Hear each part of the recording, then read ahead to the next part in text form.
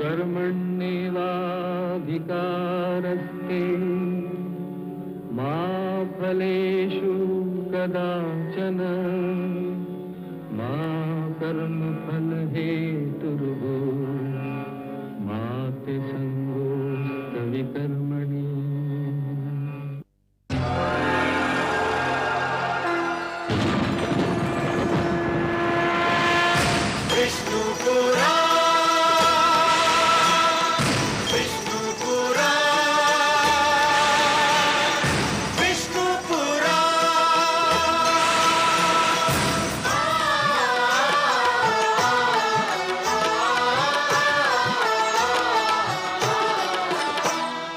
जीव ज्ञान ब्रह्म ज्ञान अथ श्री विष्णु पुराण। जीव ज्ञान ब्रह्म ज्ञान अथ श्री विष्णु पुराण। ओम की कथा महान, ओम की कथा महान। जय श्री विष्णु पुराण, विष्णु पुराण, विष्णु पुराण, विष्णु पुराण।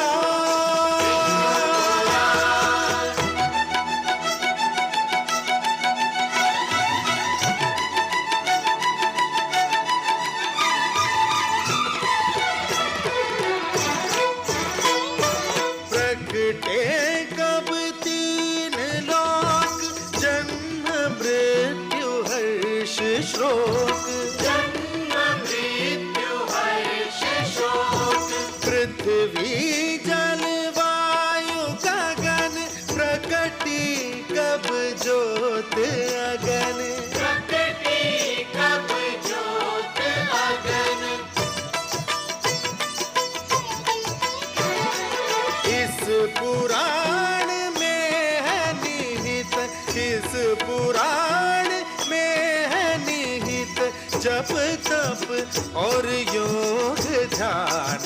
विष्णु पुराण, विष्णु पुराण, विष्णु पुराण। मैं माँ हूँ, धरती माँ। जीने के कुछ नियम होते हैं, कुछ सिद्धांत होते हैं जिनका पालन करना मानव का कर्तव्य है। इन्हीं में से एक सिद्धांत यह है कि पूर्वजों के दिए हुए संस्कार को नई पीढ़ियां केवल इसलिए ना तोड़ें कि ये संस्कार पुराने हैं। इन संस्कारों में से एक संस्कार यह है कि पिता परिवार का स्वामी होता है। परिवार का पालन पोषण करके वो भगवान विष्णु का धर्म निभाता है। परिवार के दुख सुख का ध्यान रखना उसका परम कर्तव्य है। महाराज उत्तानपाद से इसी धर्म को निभाने में चूक हो गई। परिणाम स्वरूप उनके पुत्र को वो कष्ट झेलना पड़ रहा है जिसे देखकर मेरा मन भर आया है और माता लक्ष्मी उदास दिखाई पड़ती हैं। यह सोचकर तो दुख और भी बढ़ जाता है कि ध्रुव के कष्ट की श्रृंखला न जाने कब समाप्त होगी। ओम नमो भगवते वासुदेवाय, ओम नमो भगवते वासुदेवाय, ओम नमो भगवते वासुदेवाय, ओम नमो भगवते वासुदेवाय, ओम नमो भगवते वासुदेवाय, ओम नमो भगवते वासुदेवाय।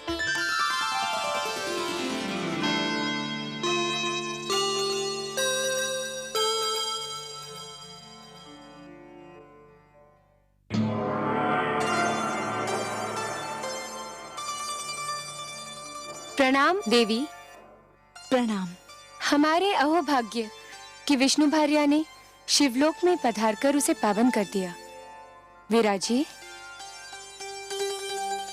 लेकिन देवी, यदि आप मेरे पति भोलेनाथ के दर्शन के लिए पधारी हैं, तो वो इस समय काशी में विराजमान है। मैं आपसे मिलने आई हूँ। तब तो मैं अपने भाग्य पर जितना गर्व करूं उतना कम है देवी। मेरी समझ में नहीं आता मैं इतने महान अतिथि का सत्कार किस प्रकार करूं। ये तो आपकी महानता है जो मुझे इतना सम्मान दे रही हैं।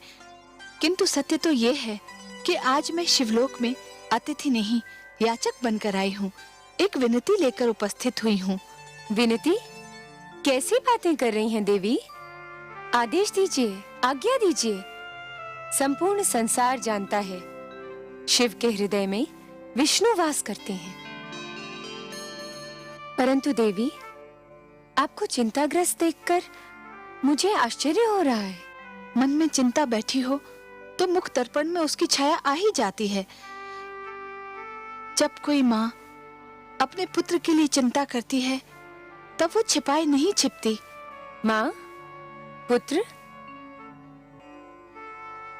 मैं कुछ समझी नहीं देवी। आप किस माँ और किस पुत्र की बात कर रही हैं? मैं अपने पुत्र की बात कर रही हूँ शिव भार्या। आपका पुत्र? ये कैसी पहेली बुझा रही हैं देवी? कोई पहेली नहीं है देवी। आप तो जानती हैं ना, मानव लोक के एक छोटे से बालक ध्रुव ने भगवान विष्णु से मिलने की ठान ली है और इसके लिए वो कोई भी कष्ट उठाने के लिए तैयार हो गया है। जानती हूँ देवी, लेकिन वो आपका पुत्र तो नहीं है। अवश्य नहीं है, पर मैं उसे अपना पुत्र मान चुकी हूँ। उसने भी मुझे माँ कहा है। देवी, यदि मेरे योग्य कोई सेवा हो तो आपकी आज्ञा सिर माथे पर। आदेश दीजिए। नन्हा ध्रुव घने वन में घोर तपस्या कर रहा है। उस वन में भयानक पशु हैं। मुझे भय है मेरे ध्रुव पे कोई संकट ना आ जाए। देवी, वनराज आपके वाहन हैं, उन पर आपका अधिकार है। मेरे ध्रुव पे कोई संकट ना आए, यही प्रार्थना लेकर मैं आपके पास आई हूँ। बस इतनी सी बात देवी। यदि इसी चिंता ने आपको पीड़ित कर रखा है तो इसे अपने मन से निकाल फेंकिए। मैं आपको आश्वासन देती हूँ कि वत्स ध्रुव पर आंच भी नहीं आने दूंगी। आप कितनी महान हैं। त्रिलोक के सबसे बड़े दानी की आप हृदय स्वामिनी हैं। आपका हृदय इतना विशाल है कि जो भी आपसे सहायता मांगने आता है उसे आप निराश नहीं करती।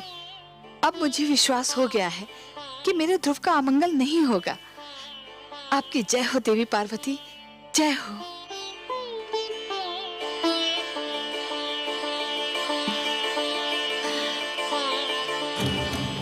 भगवते वासुदेवाय। ओम नमो भगवते वासुदेवाय। ओम नमो भगवते वासुदेवाय। ओम नमो भगवते वासुदेवाय। ओम नमो भगवते वासुदेवाय। ओम नमो भगवते वासुदेवाय। ओम नमो भगवते वासुदेवाय। ओम नमो भगवते वासुदेवाय। ओम नमो भगवते वासुदेवाय। ओम नमो भगवते वासुदेवाय। ओम नमो भगवते वासुदेवाय। ओम नमो भगवते वासुदेवाय। ओम नमो भगवते वासुदेवाय। ओम नमो भगवते वासुदेवाय। ओम नमो भगवते वासुदेवाय। ओम नमो भगवते वासुदेवाय। ओम नमो भगवते वासुदेवाय। वासुदेवाय। ओम नमो भगवते वासुदेवाय। ओम नमो भगवते धन्य हो पुत्र, वासुदेवाय। धन्य है तुम्हारी ये तपस्या, भगवते तुम्हारा ये विश्वास, तुम्हारा ये दृढ़ निश्चय। वासुदेवाय। पुत्र, तुम्हारी ऐसी तपस्या से तो बड़े बड़े ऋषि मुनि भी सीख लेंगे। तुम्हारा सदैव कल्याण हो, यही मेरा आशीर्वाद है। तुम्हें सदैव सफलता मिले पुत्र, यही मेरी कामना है।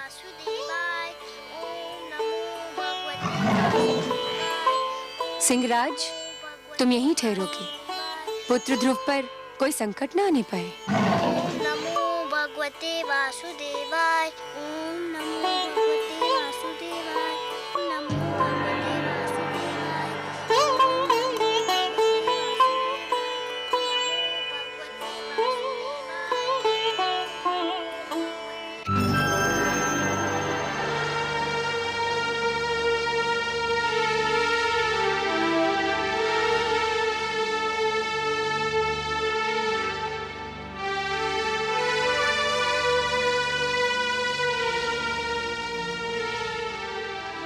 आइए देवी, पधारिए। कहिए कैसा रहा आपका ध्रुव अभियान? आपकी कृपा से भोलेनाथ, ध्रुव को कोई हानि नहीं पहुंची। वो बाल बाल बच गया। मैं सही समय पर वहां पहुंच गई थी। परंतु देव, मेरे आश्चर्य की सीमा ही नहीं रही ये देखकर कि बालक ध्रुव ने इतना सब कुछ हो जाने के पश्चात भी आंख तक नहीं खोली, जैसे कि उसे ज्ञान ही न हो कि वो किन संकटों में घिरा हुआ है। वातावरण से अनजान वो बालक आंखें मूंदे दृढ़ संकल्प के साथ मंत्र जाप करता रहा। इसमें आश्चर्य की क्या बात है देवी? ध्रुव का तो अर्थ ही होता है अटल और दृढ़ निश्चय। जो अटल है वो ध्रुव है, जिसे कोई अपने स्थान से डिगा नहीं सकता, वही ध्रुव है। कितने भाग्यशाली होंगे वो माता पिता देव जिनका वो पुत्र है। देवी, भाग्य की परिभाषा सभी अपने अपने ढंग से और अपनी अपनी स्थिति के अनुसार करते हैं। बालक ध्रुव के माता पिता अवश्य भाग्यशाली हैं, किंतु यह सत्य अभी तक उन पर विदित नहीं हुआ है। वे स्वयं को इसलिए अभागे समझ रहे हैं क्योंकि उनका पुत्र, उनकी आंखों का तारा उनकी आंखों से ओझल हो गया है। तनिक देखिए तो क्या दशा हो रही उन बेचारों की।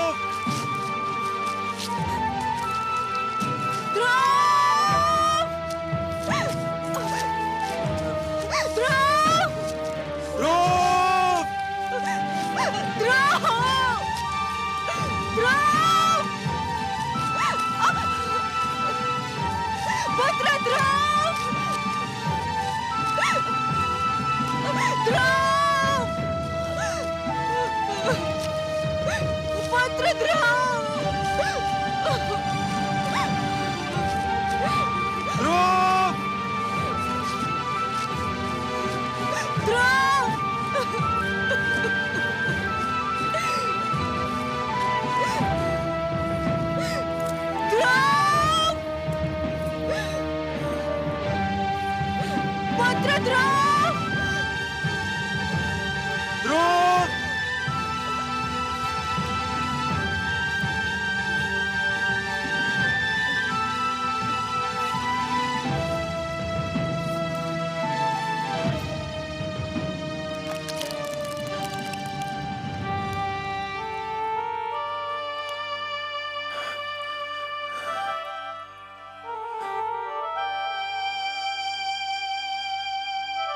नहीं नहीं, हे जल, हम प्यास से तड़प रहे हैं, परंतु हम तुझसे अपनी प्यास कैसे बुझाएं? न जाने हमारे लाडले पुत्र ध्रुव की प्यास तूने बुझाई है या नहीं। कहीं ऐसा ना हो कि हम तुझसे अपनी प्यास बुझा लें और हमारा पुत्र तेरी एक एक बूंद को तरसता रहे।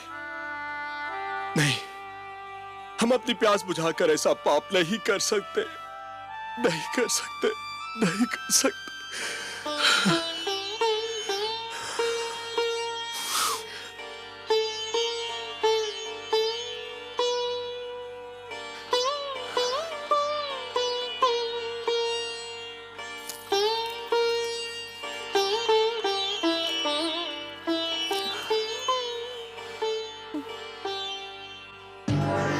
नारायण नारायण। देव ऋषि, आप महारानी सुनीति, लगता है हमारे भाग्य जाग गए। आपके दर्शन करके तो हम धन्य हो गए। न जाने कब से हमारी आंखें आपके दर्शनों की प्यासी थी। आंखों की प्यास यदि बुझ गई हो तो अब आप जल से अपनी प्यास बुझाएं। जल ग्रहण कीजिए राजन, आप भी, और महारानी सुनीति आप भी। कैसे ग्रहण करें? जब से हमारा पुत्र राजमहल छोड़ के गया है, भूख प्यास सब मिट गई हमारी। न जाने कहा होगा, कैसा होगा, उसे ढूंढ ढूंढ के थक गए हम। राजभवन का पाला हुआ न जाने किन मार्गों में ठोकरे खा रहा होगा वो। आपका पुत्र भगवान विष्णु की खोज में निकला है। जो भगवान की खोज में निकलते हैं, जिनके मन में वो रम जाते हैं, उन्हें भगवान अपनी अनुकंपा की छत्र छाया में ले लेते हैं। संसार की कोई भी विपदा उन्हें छू भी नहीं सकती। हमारा पुत्र कहाँ है इस समय? मैं ये तो नहीं बता सकता देवी, परंतु इतना अवश्य कह सकता हूं, वह जहां भी है सुरक्षित है। क्या हम उसे मिल सकते हैं देवऋषि? यह भी संभव नहीं है, क्योंकि ध्रुव भगवान विष्णु के अतिरिक्त किसी से मिलना नहीं चाहता। फिर आप उससे कैसे मिल सकते हैं? हे देवर्षि, क्या हम उसकी एक झलक भी नहीं देख सकते? नहीं देवी, यह भी संभव नहीं है। क्यों संभव नहीं? इसलिए क्योंकि उसे स्वयं भगवान विष्णु की एक झलक देखने की धुन है, इसलिए आप उसे देख न पाएंगी। मेरा परामर्श मानेंगे राजन?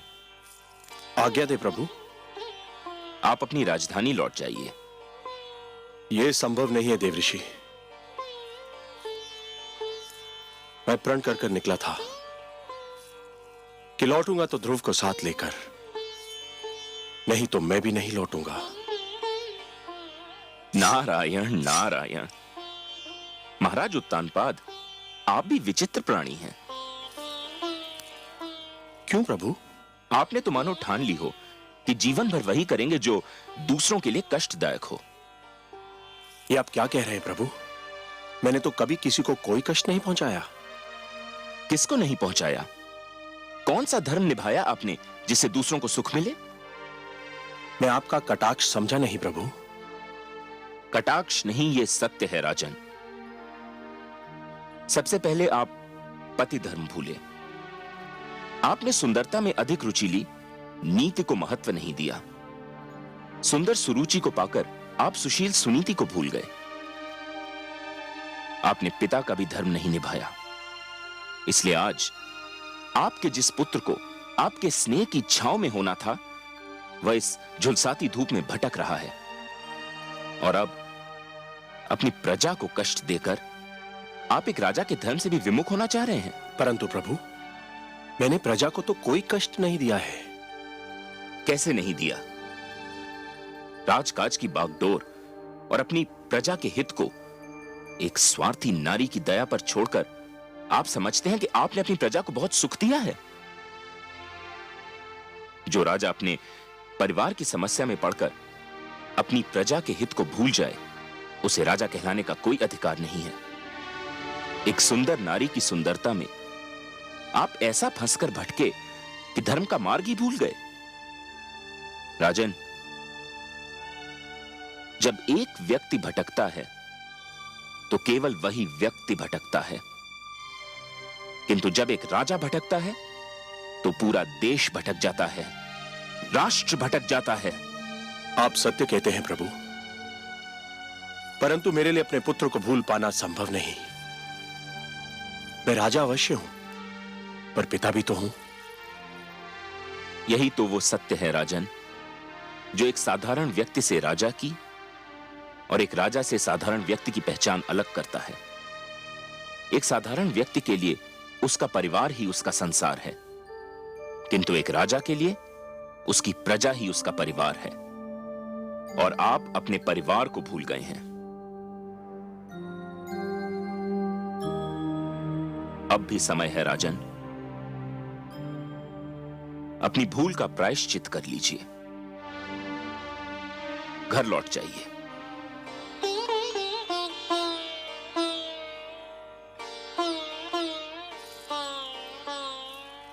देवर्षि, आप तो मेरे पूज्य पितामह हैं, सृष्टि के सबसे महान पथ प्रदर्शक हैं। आपने तो सदैव ही भटकों को मार्ग दिखाया है। आपने मुझे भी धर्म का मार्ग दिखाया है। मुझे मेरी भूल बताकर आपने बड़ा उपकार किया है। प्रणाम है आपको, बारंबार प्रणाम है। आपकी आज्ञा शरोधार्य करके मैं अपने परिवार, अपनी प्रजा के पास वापस लौटता हूं।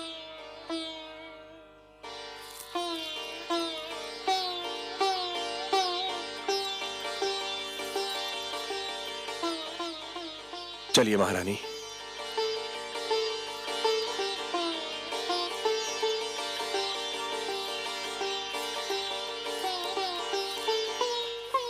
चलो, माता पिता को तो सद्बुद्धि मिल गई।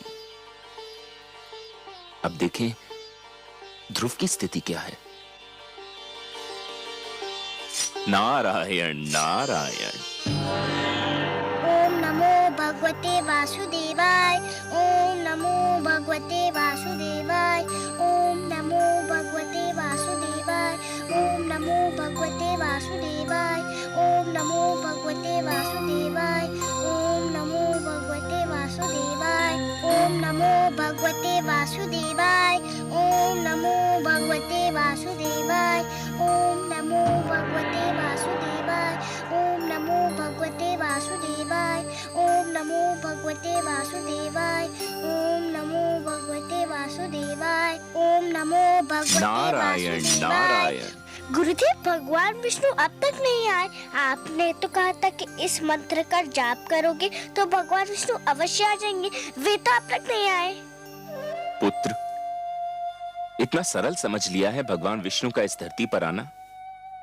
बड़े बड़े ऋषि मुनियों ने तो अपना सारा जीवन इसी तपस्या में लगा दिया, किंतु कुछ ही के भाग्य में भगवान विष्णु के दर्शन लिखे थे।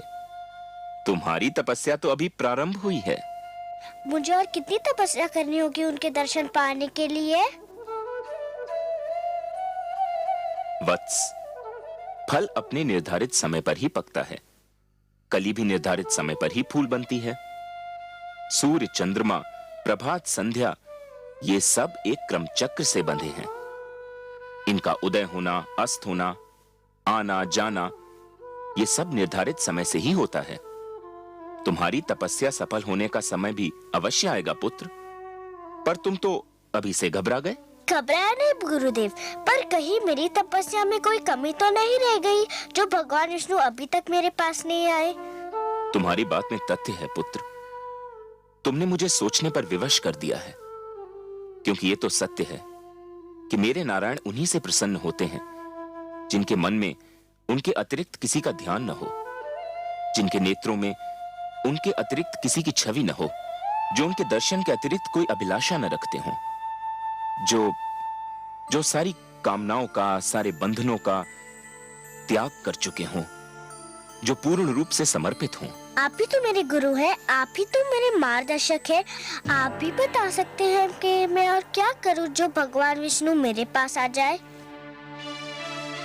कुछ पाने के लिए कुछ छोड़ना पड़ता है वत्स, यही विधि का नियम है। मुझे क्या छोड़ना होगा गुरुदेव? तुम बहुत बड़ी वस्तु पाना चाहते हो, अतएव तुमको बहुत बड़ी वस्तु छोड़नी पड़ेगी। आप उस वस्तु का नाम बताइए, मैं उसे छोड़ दूंगा। खाना छोड़ सकते हो? हाँ, छोड़ दूंगा। तब तो भगवान विष्णु मेरे पास आ जाएंगे ना? अवश्य आएंगे, अवश्य आएंगे पुत्र। कोई कितना भी आग्रह करे, कितना भी विवश करे, बस तुम खाने को हाथ मत लगाना। फिर देखो कितना शीघ्र भगवान का मन पिघलता है। अच्छा, तुम अपने मंत्र का जाप आरंभ करो, मैं चला, मुझे कुछ और कार्य याद आ गया है। ओम नमो भगवते वासुदेवाय। ओम नमो भगवते वासुदेवाय। ओम नमो वासुदेवाय। ओम नमो भगवते वासुदेवाय। ओम नमो भगवते वासुदेवाय। आंखें खोलो पुत्र, लो तुम्हारे लिए फल लाई हूँ। मैं नहीं खाऊंगा माते। क्यों, क्या भूख नहीं लगी? लगी है पर मैं कुछ नहीं खाऊंगा। पर क्यों नहीं खाओगे? मेरे गुरु का यही आदेश है। आदेश? क्या आदेश है? क्या कहा देवर्षि ने तुम्हें? उन्होंने कहा है कि यदि मैं खाना छोड़ दूं तो भगवान विष्णु शीघ्र मेरे पास आ जाएंगे। पुत्र तुम अभी बहुत छोटे हो, खाओगे नहीं तो रहोगे कैसे? भूख तुमसे सहन नहीं होगी। मैं सहन करूंगा, सब कुछ सह लूंगा, भूखा रह लूंगा, पर जब तक भगवान विष्णु मेरे पास नहीं आ जाते मैं कुछ नहीं खाऊंगा। ओम नमो भगवते वासुदेवाय। ओम नमो भगवते वासुदेवाय। ओम नमो भगवते वासुदेवाय। ओम नमो भगवते वासुदेवाय। ओम नमो भगवते वासुदेवाय। ओम नमो भगवते वासुदेवाय। ओम नमो भगवते वासुदेवाय।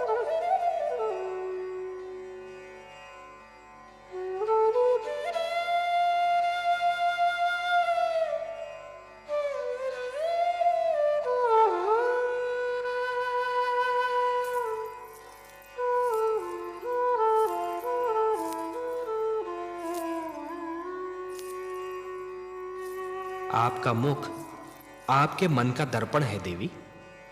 मन में चिंता हो तो उसकी छाया आपके मुख पर कहीं दूर से दिखाई देने लगती है। और आज तो आप सिर से पांव तक चिंता की मूर्ति बनी हुई हैं। सब कुशल तो है?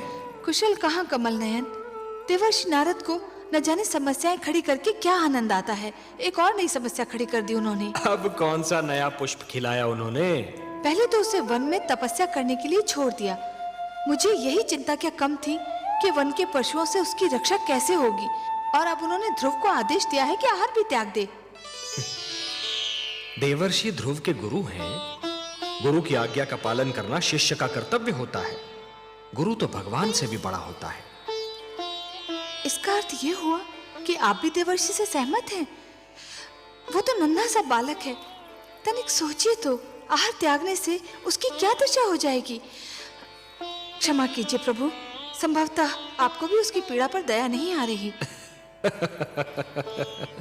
ये आप नहीं बोल रही हैं देवी, ये आपके भीतर समाई हुई एक नारी, एक मां बोल रही है।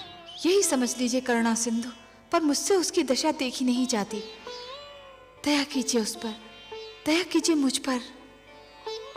मुझे आपसे सहानुभूति है देवी, पर मुझे खेद है, मैं पक्षपात नहीं कर सकता। पक्षपात? कैसा पक्षपात प्रभु? धरती पर मनुष्य लोक में मेरे अगणित भक्त हैं। माना कि ध्रुव सर्वस्व त्याग कर मेरा दर्शनाभिलाषी है देवी, परंतु जो मेरे साधारण भक्त हैं उनका भी तो मुझ पर अधिकार है। आप तो जानती हैं देवी कि जो भी सच्चे मन से मुझे पुकारे मैं उसी का हो जाता हूं। तो फिर यह कैसे संभव है देवी कि मैं अपने असंख्य भक्तों को भूलकर केवल एक बालक को कृतार्थ करूं? देवी, सूर्य अपना प्रकाश बांटते समय राजा के महल और दीन की कुटिया में अंतर नहीं करता। वर्षा का बादल मधुवन पर बरसता है तो मरुस्थल की प्यास भी बुझाता है। तो फिर यह कैसे संभव है देवी कि मैं अपने भक्तों में पक्षपात करूं? हे महादेवी, ये मत भूलिए कि ईश्वर भी ईश्वरत्व के नियम से बंधा है, और ईश्वरत्व का नियम है समानता। मेरी दृष्टि में समस्त मानव जाति समान है। मैं धरती पर जा अवश्य सकता हूं देवी, किंतु समस्त मानव समूह के कल्याण के लिए, केवल किसी एक के कल्याण के लिए नहीं। चाहे मेरा ध्रुव भूख प्यास से दम ही क्यों न तोड़ दे। मैं आपसे पहले भी कह चुका हूं देवी कि मैं विधाता के कार्यों में हस्तक्षेप नहीं कर सकता। मुझे आपसे सहानुभूति है, परंतु यदि विधाता ने उसके भाग्य में यही लिख दिया हो तो फिर यही होकर रहेगा।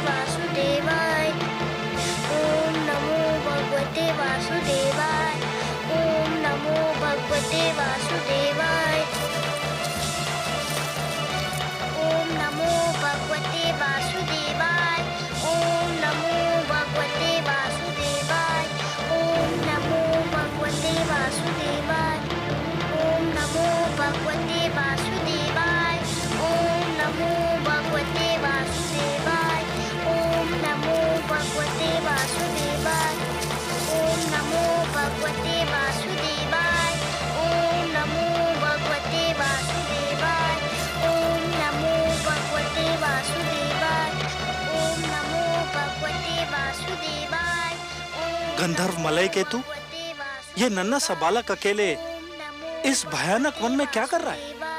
देखते नहीं गंधर्व राज चित्ररथ भगवान विष्णु के मंत्र का जाप कर रहा है। ये बालक अवश्य ही उनका मन जीतने का प्रयत्न कर रहा है।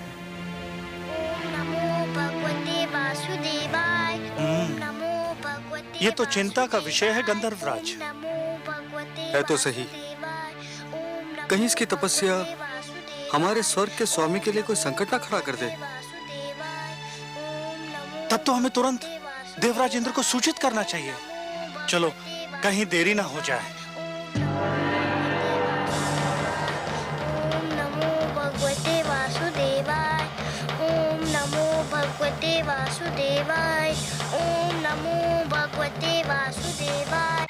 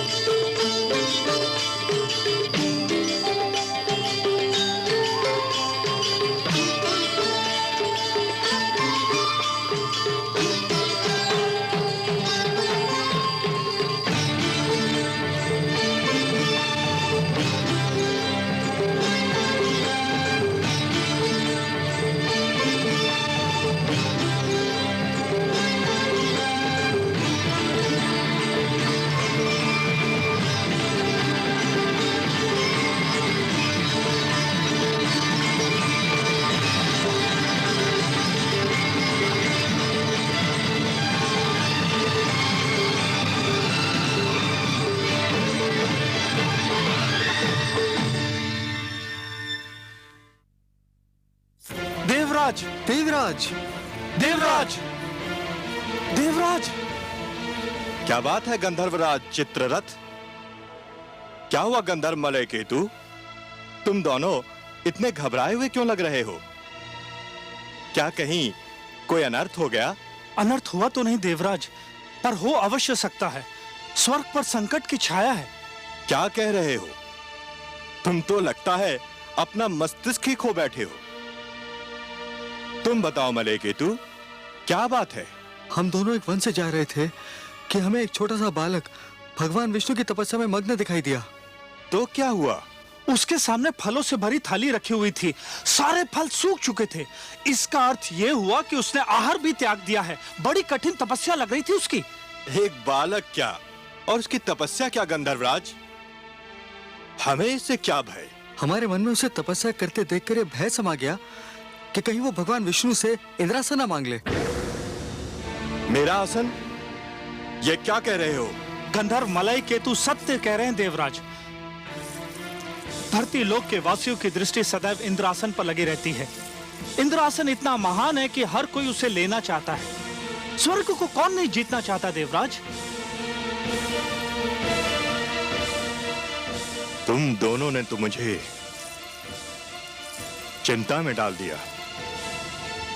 नारायण नारायण।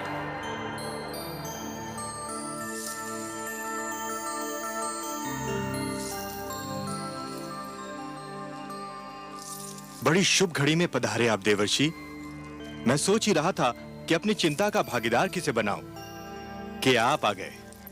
मैं आपकी कोई सेवा कर सका तो स्वयं को धन्य समझूंगा। आपको ज्ञात है कि एक बालक वन में भगवान विष्णु के लिए तपस्या कर रहा है? हाँ, मैं जानता हूं। उस बालक का नाम ध्रुव है। क्यों कर रहा है वो तपस्या? बड़ा विचित्र प्रश्न है देवराज। क्या आप किसी को तपस्या करने का भी अधिकार नहीं? परंतु उसकी तपस्या का कोई तो उद्देश्य होगा। तपस्या, साधना, भक्ति और आराधना ये व्यक्तिगत कार्य हैं देवराज। जो जिसकी पूजा करता है वही उसका उद्देश्य समझता है। आराधक और आराध्य के बीच आने का किसी को भी अधिकार नहीं। मुझे इतना भोला न समझिए देवर्षि। धरती के वासी स्वार्थ के बिना ईश्वर की पूजा भी नहीं करते। इस बालक का भी अवश्य ही कोई स्वार्थ है। मानता हूं देवराज, आप सत्य कह रहे हैं, किंतु ध्रुव के विषय में कहना उचित न होगा। क्यों? मानव लोक के वासियों के मन में साधारणतया दो ही प्रलोभन होते हैं। या तो उन्हें सत्ता का लोभ होता है या फिर धन का। ध्रुव महाराज उत्तानपाद का ज्येष्ठ पुत्र है, सो उसे सत्ता का क्या लोभ होगा? सत्ता तो आज नहीं तो कल उसके हाथों में आनी ही है। और आप तो जानते ही हैं देवराज कि धरती पर जिसके हाथों में सत्ता होती है उसके चरणों में धन का ढेर लग जाता है। सो ध्रुव को धन का भी लोभ नहीं हो सकता। हमारे गंधर्व तो कुछ और ही सोचते हैं। क्या सोचते हैं आपके गंधर्व? इनका विचार है, और हमारे विचार में इनका विचार कुछ अनुचित भी नहीं, कि ध्रुव भगवान विष्णु से वरदान में हमारा सिंहासन मांगने वाला है। नारायण नारायण। देवराज, धरती पर कई बार प्रलय आई और फिर सृष्टि की रचना भी हुई। युग बदले, शताब्दियां बदली, कल्प बदले, मनवंतर बदले, पर नहीं बदले तो आप। उधर क्षण भर को किसी ने साधना में आंख क्या बंद कर ली, इधर आपका सिंहासन डोल गया। विश्वास कीजिए देवराज, ध्रुव का ऐसा कोई उद्देश्य नहीं है। आप जानते हैं देवर्षि की इंद्रासन पर सबकी आंखें लगी रहती हैं। पहले भी कई बार कई लोग इसे हत्याने का प्रयास कर चुके हैं। मुझे यही चिंता है। आपको चिंतित रहने का इतना अभ्यास हो चुका है देवराज कि यदि आप चिंतित न लगें तो अधूरे से लगते हैं। ध्रुव की दृष्टि में इंद्रासन तुच्छ है। उसकी दृष्टि तो कहीं और ऊंचाई पर लगी हुई है। परंतु आप चाहते क्या हैं देवराज? मैं चाहता हूं कि उसकी तपस्या में बाधा पड़ जाए, उसकी साधना टूट जाए। आप अपनी इच्छा के स्वामी हैं देवराज, किंतु इतना जान लीजिए कि ध्रुव के मन में जो सूर्य उदय हो चुका है उसे विरोध की कोई भी घटा ढांप नहीं सकती। उसके जीवन में जिस सुगंध ने जन्म ले लिया है उसे कोई भी दीवार रोक नहीं सकती। मैं रोकूंगा उसे, आप देखते जाइए। अवश्य दिखाइए। मुझे तो यूं भी आपकी लीला देखने में बड़ा आनंद आता है। नारायण नारायण। रक्षिता, आज्ञा देवराज। रक्षिता, तुम्हें अभी इसी समय धरती पर जाना है, उस वन में जाना है जहां एक नन्हा बालक ध्रुव भगवान विष्णु के लिए तपस्या कर रहा है। तुम्हें उसकी तपस्या भंग करनी है। जो आज्ञा देवराज।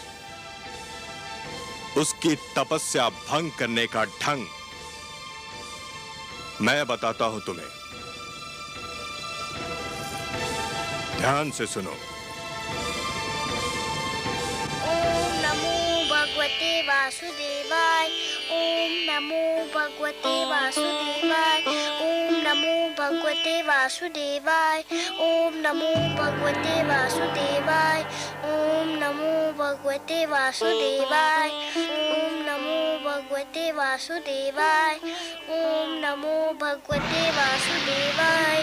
ओम नमो भगवते वासुदेवाय। ओम नमो भगवते वासुदेवाय। ओम नमो भगवते वासुदेवाय। ध्रुव, ओम नमो भगवते मेरे पुत्र, तू यहाँ है और मैं तेरी खोज में न जाने कहाँ भटक रही थी। भगवते वासुदेवाय। आंखें तो खोल मेरे राज दुलारे। देख, भगवते वासुदेवाय। देख मैं तेरे सामने खड़ी हूँ। नमो भगवते वासुदेवाय। देख तेरे वियोग में नमो भगवते मेरी क्या दशा हो गई। ओम नमो भगवते वासुदेवाय। ओम नमो भगवते वासुदेवाय। अरे, भगवते वासुदेवाय। तू तो मेरी बात ही नहीं सुनता। ओम नमो भगवते वासुदेवाय। पहले मेरी एक पुकार पर मेरे पास दौड़ा चला आता था, मेरी बाहों में समा जाता था। ओम नमो भगवते वासुदेवाय। ये तुझे क्या हो गया है ध्रुव? ओम नमो भगवते वासुदेवाय।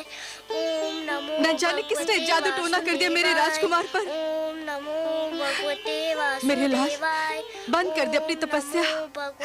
तेरी इच्छा पूरी हो गई है। महाराज, तुझे अपनी गोद में बिठाने को तैयार हो गए हैं। तेरी विमाता सुरुचि ने भी अपनी भूल स्वीकार कर ली है। चल मेरे लाल, राजमहल तेरी प्रतीक्षा कर रहा है। ओम नमो भगवते वासुदेवाय। ओम नमो भगवते वासुदेवाय। हाय मेरे भाग्य, मेरी आंखों के तारे, मेरे मन के चैन। ये तेरी आयु नहीं तपस्या करने की, अभी तो तेरे खेलने कूदने के दिन है। तूने अभी जीवन में देखा ही क्या है। तुझे मेरी सौगंध, बंद कर दे ये जाप। नमो भगवते वासुदेवाय। ओम नमो भगवते वासुदेवाय। यदि तूने जाप नहीं बंद किया तो मैं अभी यही तेरे सामने अपने प्राण त्याग दूंगी। ओम नमो भगवते वासुदेवाय। ओम नमो भगवते वासुदेवाय। ओम नमो भगवते वासुदेवाय। ओम नमो भगवते वासुदेवाय। ओम नमो भगवते वासुदेवाय। ओम नमो भगवते वासुदेवाय। ओम नमो भगवते वासुदेवाय। ओम नमो भगवते वासुदेवाय। ओम नमो भगवते वासुदेवाय। ओम नमो भगवते वासुदेवाय। ओम नमो भगवते वासुदेवाय। ओम नमो भगवते वासुदेवाय।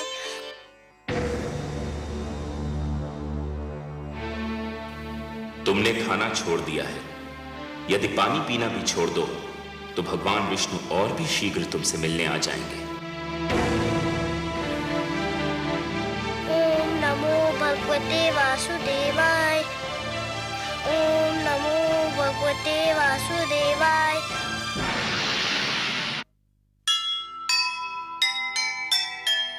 यह कैसा संकल्प है, यह कैसा विश्वास। सब संकट सहती गई, प्रभु दर्शन की आस। देवलोक में मच गया भीषण हाहाकार। डिगा नहीं ध्रुव